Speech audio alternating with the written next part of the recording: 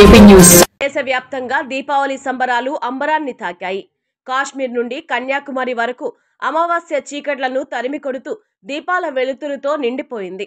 సామాన్యుల నుండి సెలబ్రిటీల వరకు దీపావళి పండుగను కుటుంబ సభ్యులతో, స్నేహితులతో కలిసి తమదైన శైలిలో సంతోషంగా జరుపుకున్నారు.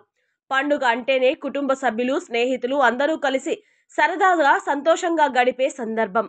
దీపావళి అంటే దీపాల వెలుగులను తమ కుటుంబంలోని సభ్యులతో పాటు స్నేహితులకు, సన్నిహితులకు పంచడం. అటువంటి దీపావళి పండుగను దేశ ప్రజలు ఘనంగా జరుపుకున్నారు. దీనిలో భాగంగా తిరుపతి జిల్లా డక్కిలి మండలంలో దీపావళి పండుగను కుటుంబంతో కలిసి అందరూ ఘనంగా జరుపుకున్నారు. కానీ దీపావళికి షాపులను నిర్వహించిన వ్యాపారస్తులకు వర్షం తీవ్ర నష్టం మిగిల్చింది.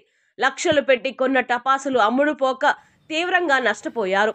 లక్షలు అప్పు చేసి టపాసుల దుకాణాలను నిర్వహిస్తే భారీ వర్షాల కారణంగా కొనేవాళ్లు లేక తీవ్రంగా నష్టపోయారు. గత సంవత్సరం ఎంతో కొంత లాభాలు చూసిన దుకాణదారులు ఈ సంవత్సరం 2025లో భారీ వర్షాల కారణంగా కొనేవాళ్లు లేక తీవ్ర నష్టాలను చవిచూశారు. డక్కిలి మండల ప్రజల కుటుంబాలలో వెలుగులు నింపిన ఈ దీపావళి బాణసంచా దుకాణదారుల కుటుంబంలో మాత్రం కన్నీటిని మిగిల్చింది.